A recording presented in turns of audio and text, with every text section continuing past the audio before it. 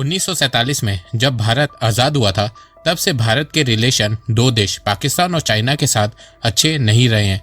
पाकिस्तान के साथ भारत की 4 जंग 1947, 65, 71 और 1999 में कारगिल हो चुकी है। वहीं चाइना के साथ 1962 और 1967 में जंग हो चुकी है। इसके अलावा आए दिन पाकिस्तान भारत में आतंकी हमले भी करवाता आ रहा है।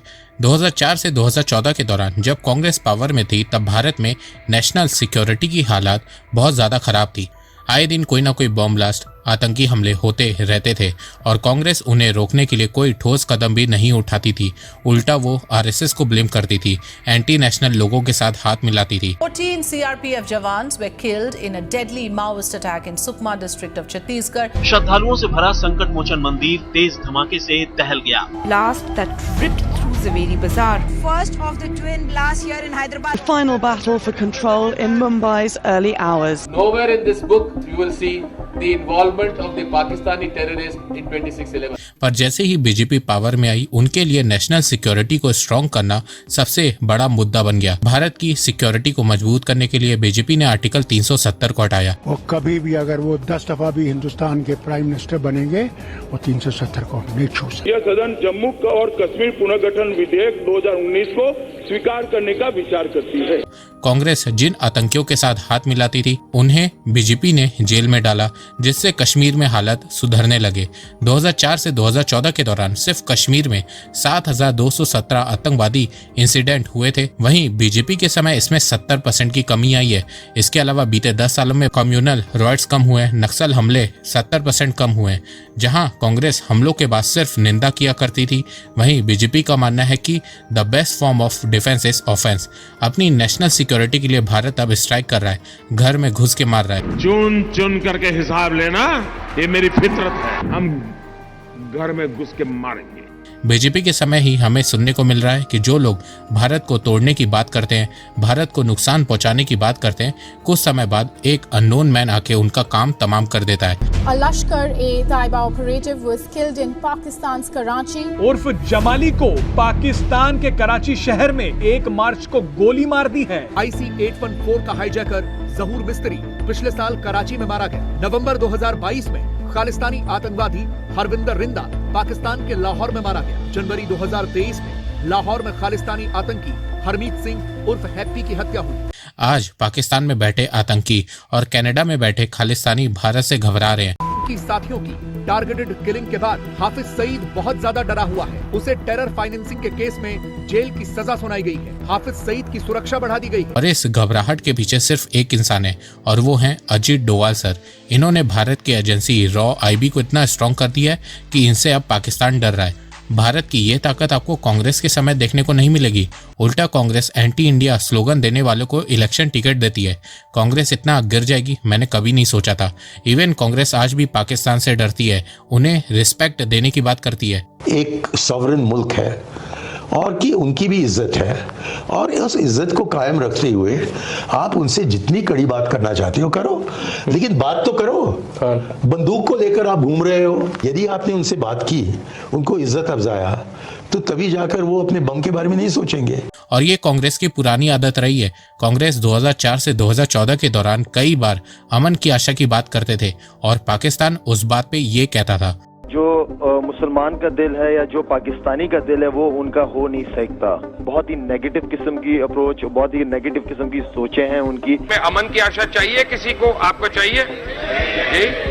पर वहीं जब से बीजेपी पावर में आई है पाकिस्तान भारत के साथ ट्रेड करने की बात करना चाह रहा है, भारत से रिलेशन बिल्ड करना चाह रहा है, पर अब बीजेपी भाव नहीं दे रही है। अरे वो अपनी मौत मरेगा भी, उसको छोड़ दो, हम आगे निकल चलो।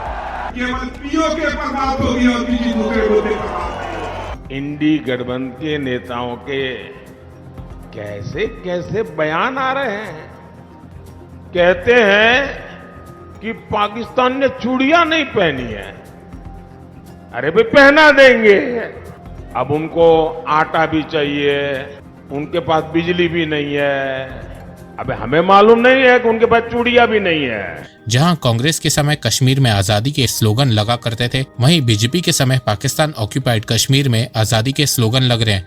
पाकिस्तान के झंडे को उतारा जा रहा है, पाकिस्तानी ऑफिसर आर्मी पे पत्थर मारा जा रहा है। जो पहले भारत में हुआ करता था वो अब POK में हो रहा है। आपको यकीन नहीं हो रहा होगा, पर ये सच में हो रहा है।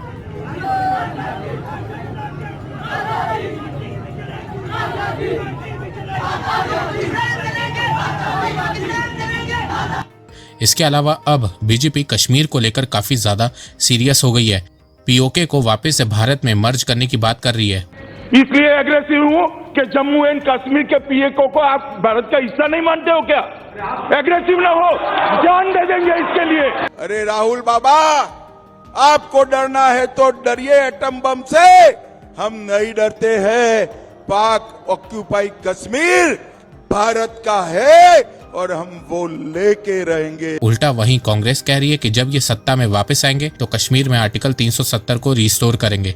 अब ऐसी पार्टियां, ऐसे नेता जिनको रात में भी सोते सोते पाकिस्तान का परमाणु बम दिखाई दे, क्या इनको देश दे सकते हैं क्या?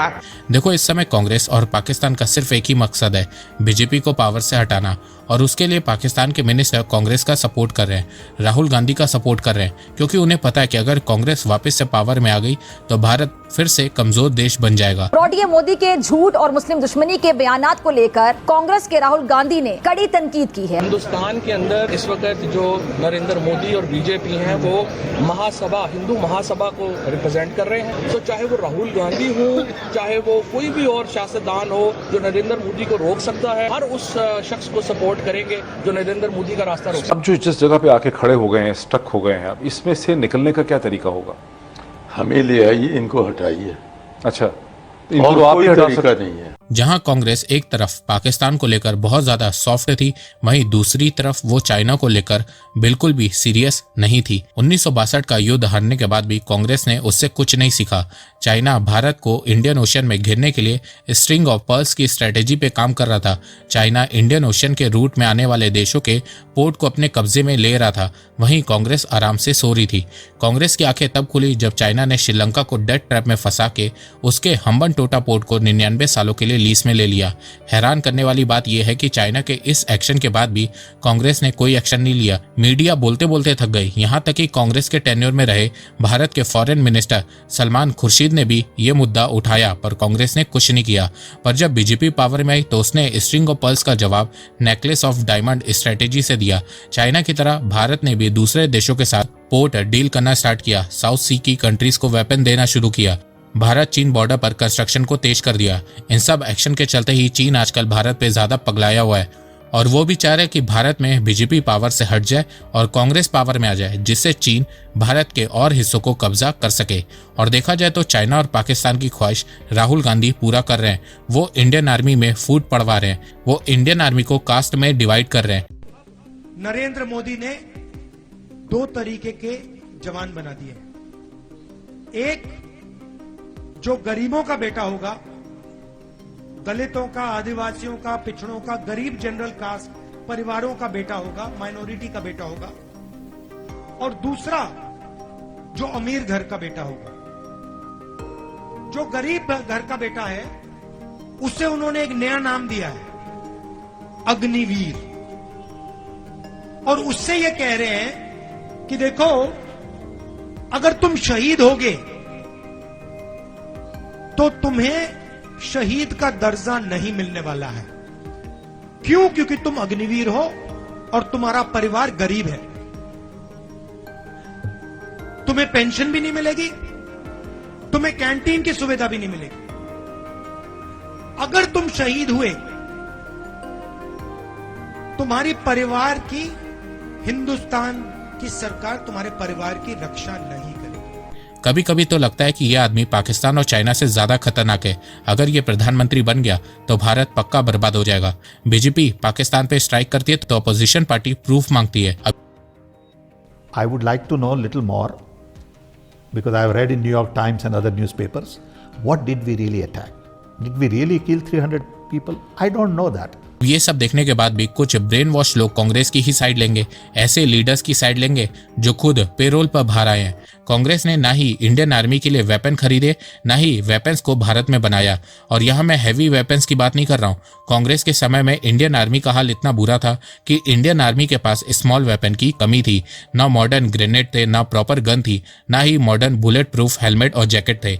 सोचिए, बुलेट प्रूफ जैकेट की कमी थी। वो तो जब बीजेपी पावर में आई तो उसने 1,86,000 बुलेट प्रूफ जैकेट को बनवाने के लिए $100 मिलियन का कॉन्ट्रैक्ट एक इंडियन कंपनी को दिया। और आज भारत 18 देशों में बुलेट प्रूफ जैकेट एक्सपोर्ट कर रहा है। जहां 2014 से पहले भारत का डिफेंस प्रोडक्शन बहुत कम हुआ करता था, वहीं अब भारत हर साल 1 लाख करोड़ रुपए का डिफेंस प्रोडक्शन कर रहा है। फाइनेंशियल ईयर 2023-24 में भारत ने record all time high 21,000 crore रुपए का डिफेंस आइटम एक्सपोर्ट किया है, जो 2014 के मुकाबले 23 गुना ज्यादा है।